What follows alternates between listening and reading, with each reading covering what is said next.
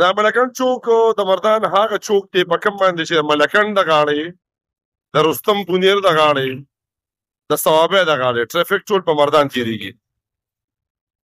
په مردان کې د ټریفک نظام د نشوالي د وجې دا ټریفک چوکونه هر وخت بند دي او ټریفک بې هنګمه دی. تاسو په کیمرا باندې سکرین کې شاته لیدی شئ چې تیز رفتارو او د ټریفک نظام نشوالي په وجه دا ټریفک چوک دا چوک بالکل بند دی. تیز رفتارو ټریفک یرغمال کړی دی. دا تاسو لیدی شئ چې تیز رفتارو ټول مردان روډونه یرغمال کړي دي. دا هغه تیز رفتاري دی پر صوبایي حکومت لا قانون سازي هم نه راکړی. د دې رجسټریشن د یوې ادارې سره هم نشته.